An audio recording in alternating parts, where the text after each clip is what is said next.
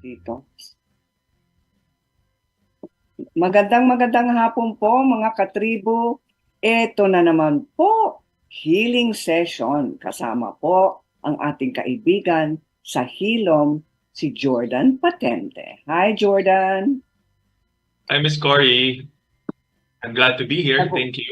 Thank you. At ayan, pinag-uusapan po natin ang energy medicine. At isa sa mga pinakamabisa ay Pranic healing. Aalamin po natin yan mga katribo. Jordan, Thank you. ang pranic healing?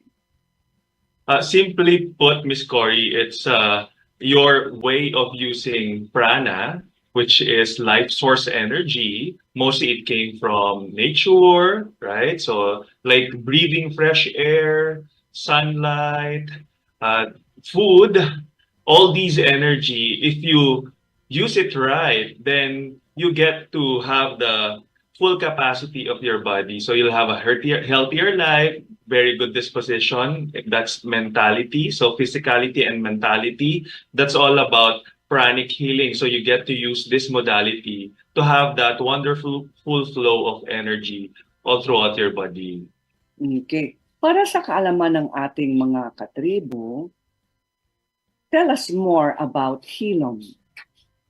Thank you. Well, Miss Cory, Healom is a place where healers, like energy healers and those who are using different healing modalities come together. That way we get to also invite those who are interested to try out alternative healing.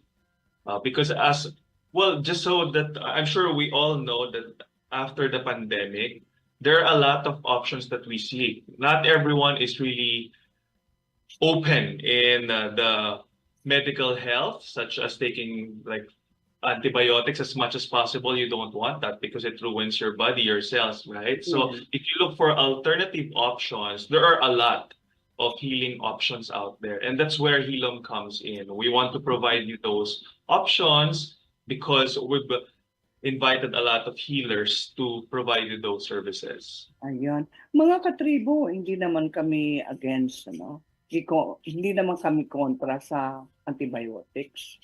Kasi That's right. Yung antibiotics nakakasalba, it can save one's life You're right. in a situation of severe infection.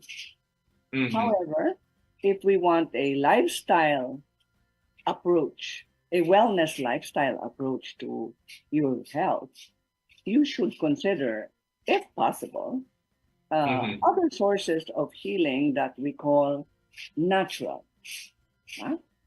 Totally. Yung natural healing na yon, I know some people find it controversial or they call it hocus pocus na hindi totoo. Pero ang Secretary of Health mismo, si Secretary Ted Herbosa, sa aking just concluded Health and Wellness Expo sa SMX in January, actually said it in his speech because of the presence of PITAC, Philippine Institute for Traditional and Alternative Healthcare. PITAC is an agency under the Department of Health. At sinabi ng Secretary of Health, I was so thrilled mga katribo. Sinabi niya na they recognize the efficacy and the presence and the effectiveness and the power of natural healing to work in complement with Western medicine. Diba? Kaya nakakatuwa talaga para sa aming lahat dahil this is what we've been pushing for Eastern medicine and Western medicine to come together in what we call not alternative, but integrative medicine. I like that you mentioned complementary and integrative. You're right, Miss Cory, because because we're talking about pranic healing, we don't disregard medical health assistants or medical doctors. In fact, we complement what their program is in order for you to have a better health. So it's always like that. Sa larangan ng natural healing or Eastern healing practices, ano ang isang karamdaman at pwede bang maiwasan yun? Mostly, Miss Cory, let's say in terms of pranic healing, as simple as fever, you could get rid of fever because of the pranic healing modality. So that's one. And then if you also have like yung mga sakit sa ngipin, Toothache, let's say tooth, toothache, headache. yes, you're right. So you can let go of that. I, for one, because I use a lot of healing practice for myself, because before you can heal others, you have to attend to yourself first. So let's say I'm in a gym, and then all of a sudden you're feeling extreme muscle pain. You could take that out, yung pain na yon, through pranic healing. So it's really that convenient because you always have it in you. You could always perform that. You don't need to be in a formal session for you to facilitate pranic healing. So It's that. you're saying then that pranic healing is something everyone can do. So you're saying all of us can become pranic healers. You're right. Everybody. In fact, it is also my goal. I'm sharing it with another organization. They're called Healing House. Their goal is to have one healer in every family. Why is Ayun. that? Why Oo. why why do we need that, right, Miss Cory? Because we can't avoid getting or feeling ill, or at least feeling tired at some point in our lives, especially at this day and age. Everybody's busy. There's so much stresses out there.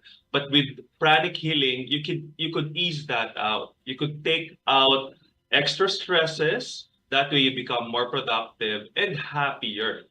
So it's that important.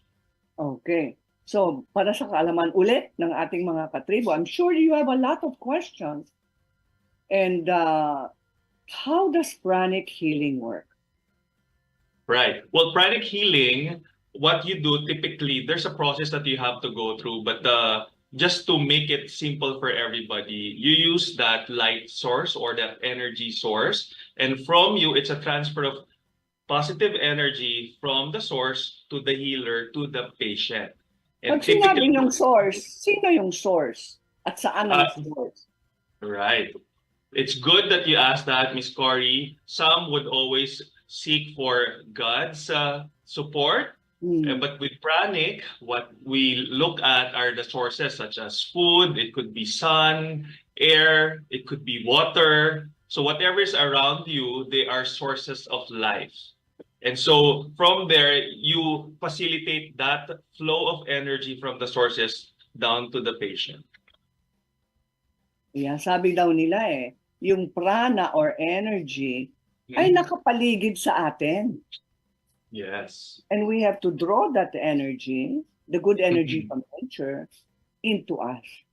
Yes. Minsan nakakalimutan na natin, so that's why they call us disconnected. Pag disconnected, na i-stress po tayo pag disconnected. True, and Miss Cory, lalo na sa panahon ngayon, especially that usong-uso yung mental health issues, ano? But we're thinking that there's so much stresses or we feel depressed because of our environment. But the truth is, it all starts from ourselves because we are disconnected from the nature, from our loved ones, because of the technology and all that. So again, all these things that are available right now are giving us good experiences, but at the same time, it needs right balance. So you still need nature, our environment, people to love you and to love them back, so that you'll have that a healthier and happier life. You sent us photos. What photos are those? Right. Well, a couple of photos that I showed are some of the photos I took from our practices. So we have group healing sessions. So normally, Healom is also partnered with the Healing House. So we facilitate healing community sessions where people will go there who needs energy healing. Prana technically is all about releasing that disease energy or bad energy from your body. If you're familiar, I'm sure. I hope our viewers are familiar with aura. When they say aura, some people could see aura, right? Some could sense aura. Now, our aura is like a shield of our body, and if it's dirty, if it has low vibe energy, it has disease energy, we need to take them out. That way, the fresher energy will come in to make you feeling better. Because if not, you'll feel ill. That's where you'll get cough and colds, sometimes fever as well. Sometimes it's just a matter of removing those negative energy that surrounds you, and you'll feel so much better with pranic healing. Kaya minsan, di ba, kadalasan, sinasabihan tayo ng ating mga kaibigan, wag mo nang isipin yon, di ba? Wag mong pansinin yon. So in short, cut off na pag may negatibo sa buhay natin. Yes. You're right. In fact, Miss Cory, yun nga, if you just surround with your friends who's also feeling negative about certain things in their lives, we get to absorb them. And when we absorb them, that makes us feel heavier. Sometimes you'll just wake up feeling really low and then feeling heavy. You still want to stay on your bed. Lalong-lalo na pag pupunta ka sa mga lamay. Oh, yes. Right. That's a really good point, Miss Cory. In fact, when you attend a wake or attend a funeral, it's so important. Hopefully, our audience, you have an idea how to block or shield yourself from negative energy. So, if I may... Can you teach us? Yes, I can. Mga katribo, we're going to learn how to shield ourselves. Right. So, what you do is you just have... you close your eyes and imagine a light, shining light. Mga mata. Right? So let's do that all together. Ipikit natin yung mga mata natin. Okay. And of course, breathe in and breathe out. So inhale and then exhale. Imagine that you're feeling relaxed. And then you imagine a white shining light from the top of your head coming in to your body. So it will start from your head. So imagine it's going down to your head. It's a white light. It's shining. It's giving you that feeling of freshness and feeling of that bright energy, positive energy. It goes down to your face, your throat. It goes down to your shoulder, your torso, now to your belly, down to your knees, and to your feet. This bright light will give you, imagine this bright light giving you that wonderful force and have that intention for it to shield your energy and to protect your energy when you go out of the house. Ang ganda. At saka yung kulay nitong energy ay puti o pwedeng ibang kulay like blue or pink. Kung makikita ng ating mga katribo, iba-ibang kulay yun. That's right. So it really depends. The experience is subjective, but you could start with just imagining a pure white light coming out. So that pure white light could come from our Lord God, from the universe, or from the environment. From God, from your faith, from your love of life. Diba? Ang ganda. Yes. Pero the feeling, personal feeling, experience ko ay, the minute I did that, I felt so relaxed. Gusto ko nang matulog. That's true. Well, if you feel naman so relaxed and if your body wants to rest and sleep, please give in to your body. Ayun. Diba? So, no two persons have the same reaction to the visualization of light that you shared with us, right? So in my case, my body was telling me, kailangan mo magpahinga. Remember mga katribo, last week nawalan ako ng boses. So I guess my body is trying to tell me, not I guess, I know, that I need to take a step back, cut back on your appointments. Yes. And then rest and sleep early. Yan ang problema pag nagpupuyat. Right. So, Ms. Cory, if I may add, we also need to cut down on our usage of mobile phones or technology kasi it's causing additional energy. It overwhelms our body. So we're feeling more tired. Oo, kasi pag hinawakan mo yung cellphone, let's say ito, hinawakan Mhm. mo, umiinit siya talaga. Yes. Pag There's mainit, energy. Mhm. what does it do to our body? So your system, imagine a battery. Your body is like a battery. It could only accept certain amount of energy or stored energy into it. And so because of so many technologies, like you have mobile phones, you have your monitors in your computers, televisions, and other things around you, it gets really feeling overwhelmed. So Mm. when you're feeling overwhelmed, your body should release that extra unnecessary energy.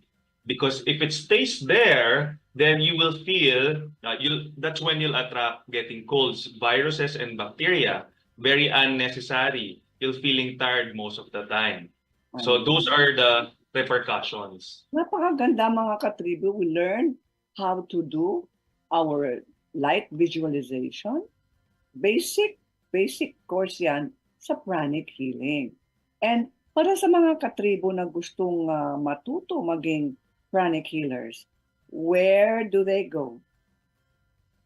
Well, with Healom Philippines, we are not conducting classes yet, but I'd like to promote my school. It's Healing House. Oh, So yes. we have a lot of healing houses in Makati. And with Healing House, it's a community where a lot of healers are out there and they're very accommodating. Uh-huh. They'll simplify the pranic healing process for everybody because it sometimes gets scary, especially if it's the unknown. But for them, they'll make you realize that it's as easy as steps 1, 2, and 3. So it's that. So Healing House in So Makati. Jordan, anong contact numbers ng Healing House? I'll get the contact numbers, but mostly they have a website. It's called Healing House. Same goes with their Facebook and Instagram. It's Healing House in Palma. So it's there. So it's Healing House Sa in Palma. Makati, malapit sa Rockwell. Yes, very close to Rockwell. Ayun, mga katribo. Let's contact the Healing House. Let's say, nasa Makati po kayo at you're not feeling well. Pwedeng mag-walk-in? Ideally, they set an appointment because a lot of more and more Filipinos are becoming open to these type of modalities or healing sessions. So book your schedules first for them. Okay. In the meantime, one more tip, Jordan, before we go, para sa ating mga katribo. You taught us sa visualization of light. Ano pang pwedeng gawin natin sa bahay ngayon din? O sa opisina, Right. wherever we are. Well, for me, Miss Cory, I'll give a very simple tip. Whenever you're feeling, let's say, like what you had, so you had cough, diba? So Last sometimes week, you're di feeling ba? throaty. Mhm. So your throat is kind of itchy. So even if you don't know the basics of prana, I'll teach you how to do it. I'll just give you a quick reminder. When you do this, make sure that you have an alcohol with you. Okay, Yes, so dapat that may you could alcohol. sanitize your hands after. So in my case, so let's say I have an alcohol bottle, so I'll clean up my hands first, and then imagine your hands. Sorry, remember this tool that we have here is from our Lord God. He gave us this. That way we get to nurture our body or even your loved ones, especially if you have children. Diba? Let's say they have cough. Remember, there's this commercial, so we'll not mention about the product. There's this commercial where you just put your hands on top of the child's chest, diba? Or on top of the throat, because there's warmth on our hands. So Tama. that's the basic tip that I'd like to give everyone. So we'll use this tool. So clean it up with alcohol, and then with your itchy throat, you just imagine using your hand and taking out dirt. Okay, sweeping like this, sweeping the dirt out. So it's like that, sweeping the dirt out. Okay, and throw it. So ideally, you have a trash can next to you. So it's that. Get a trash can. So sweep it, put it inside the trash can. A physical Okay. trash can o pwedeng a visual trash can? Virtual. Pwede din visual. So if you don't have them ready, so make sure that you just imagine a trash can. You know, Trash can dyan. Tapos itapon natin ang negative energy. Ho, that's right. And when you throw them out there, put feelings into it. Okay? Don't just sweep and then just throw it out there without anong having feeling the ka dapat? intention. Umalis ka dyan. That's right. So, or instead of saying, umalis ka dyan, think that I'm healthy. That's Ganon. Dapat Let's put it positibo, there. no? Pag That's right. okay. Malusog Right. na ako, malakas ng Yes, I am katawan. healthy. I Tatanggalin am ko na ito, well. mga toxins ngayon. Exactly. Like that, Miss Cory. So what I'm teaching you really is something that you don't learn from school. I'm a very practical guy.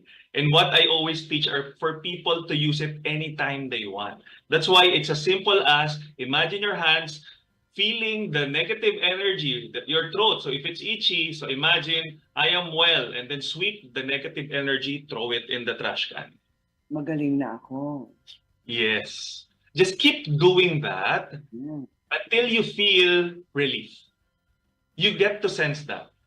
Either you sometimes feel it in your hands or sometimes in your head, it will tell you, I'm feeling so much better. It worked. Okay. So it's that. And the last step, yes.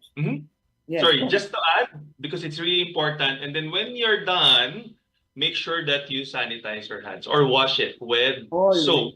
Yes. Always wash it, because when you touch, let's say you touch your phone, that energy, bad energy from the throat will be transferred. Take note that will. It will not. That's so it will move to the phone. And you don't want that passed on to the other parts of your body or if somebody touches it. So it's as simple as mga katribo, we are an energy body. At ang enerhiya po natin ay kailangan ayusin yung energy na po ito. Kung lobat po tayo, pwede po tayong mag-recharge. Yes. Right? We can recharge our batteries, which is inside of us, through energy healing or self-healing. Yes. That's right, Miss Cory. Thank you so much, Jordan Patente ng Healom. Contact numbers ninyo for those. Thank you. Well, for now, Miss Cory, we'd like to invite our future patients and even healers to join our movement. Let's be together.